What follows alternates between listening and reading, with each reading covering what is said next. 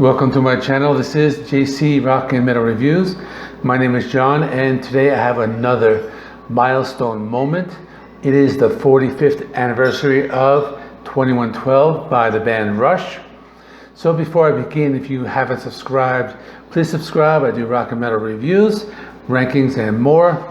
And I got something new. If you open up the video description, you will see a list of chapters. This way you know what I'm talking about, and you can kind of skip ahead and things like that. But if you scroll all the way down, YouTube has this new feature where you can kind of like see all these chapters as if they were like episodes of like a Netflix series. You gotta have to like open it up to know what I'm talking about. But it's a new feature on YouTube, and it's pretty cool. My first introduction to the band Rush was the album Moving Pictures.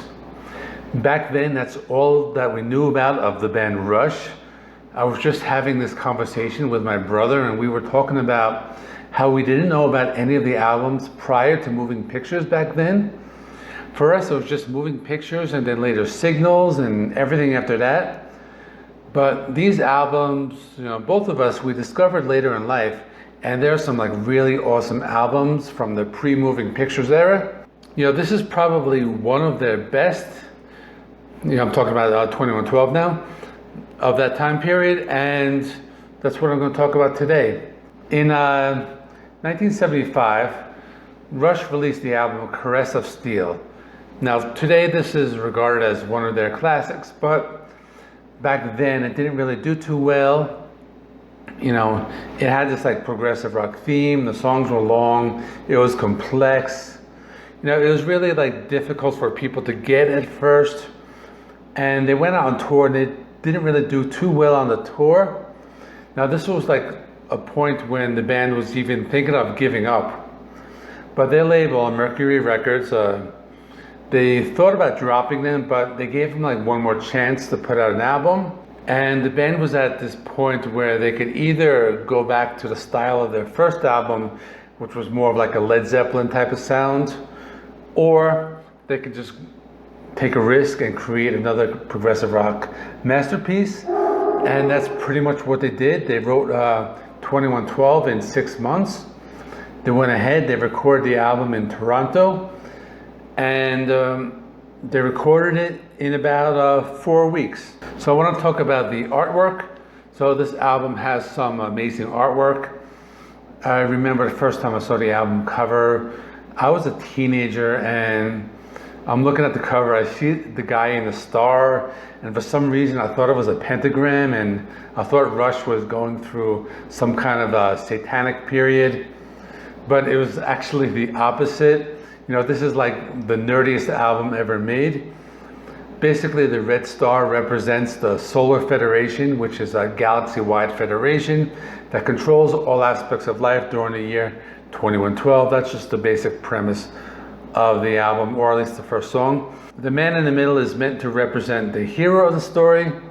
So this album cover was designed by a Canadian graphic artist whose name was Hugh Sim. So the first song is 20 minutes long. There's different parts, and I'm going to talk about each of the parts.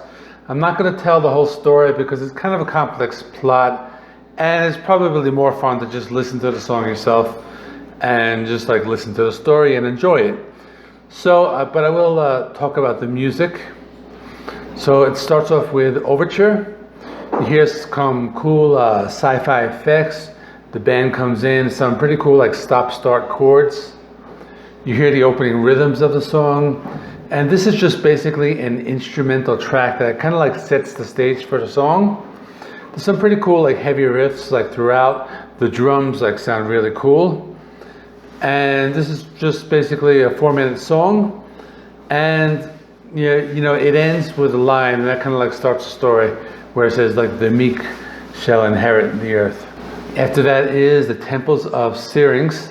So this is just a straightforward Rush song. Geddy Lee sings in like upper register throughout the song. This part of the song is only about 2 minutes, and it basically just begins to tell the story. After that is Discovery. So this one starts out slow. You hear some acoustic guitar strings being played. There's some pinch harmonics. The start of the song is basically a soft acoustic ballad. It kind of builds up, it gets faster as it goes along. And this song is about 3.5 minutes long, or this part of the song. After that is Presentation. So this is more of a rocking song. It has some acoustic rhythms, some electric guitar. I really like the part of the song because it has some like heavy and light parts. And this part of the song has some pretty cool like tempo changes and a really cool guitar solo. After that is Oracle, The Dream. Now the song has some cool clean guitar. There's also some cool like echo effects. And this part of the song is basically just like a straightforward rocker. It's really cool. I really like this one. After that is Soliloquy. Now they kind of slow it back down here. You hear some like clean guitar, some really like softer vocals. But the song does like pick up later on and heavier guitars kick in. So I really like this one a lot too. And the last part of the song is Grand Finale. Now this is just a straightforward rocker. There's some really cool lead guitar work on this part of the song. And I'm not going to spoil the ending if you don't know the song, but this is basically where the story comes to its climax. Okay, next is side 2. So for those of you who are listening to this on vinyl. So there are 5 songs here. The first song is A Passage to Bangkok. Now this has a really cool riff. Now the song is basically about traveling around the world to find the best weed to smoke. This is probably one of the most popular stoner rock songs other than Black Sabbath's Sweet Leaf. You know, throughout the song they mention all the countries they visited. Pretty cool song. Actually, I like this one a lot. After that is the Twilight Zone. So the guys in Rush were big fans of the TV series.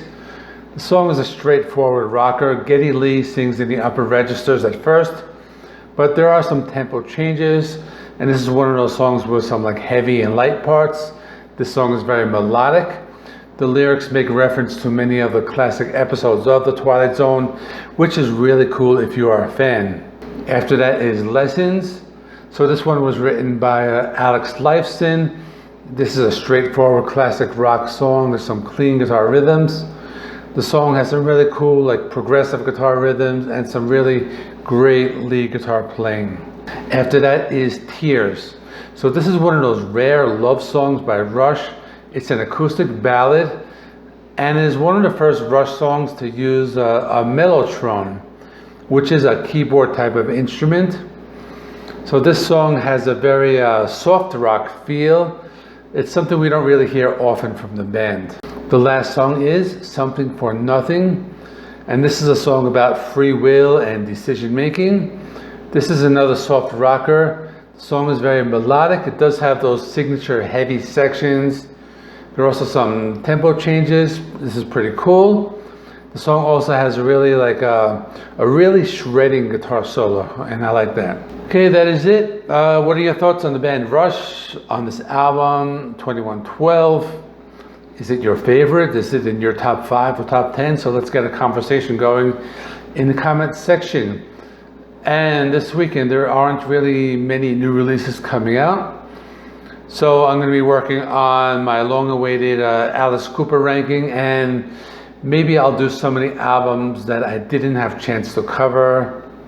Like maybe I'll do the new Smith-Kotzen album. That would be pretty cool. So stay tuned. Check the in-video links, and I will see you in the next one.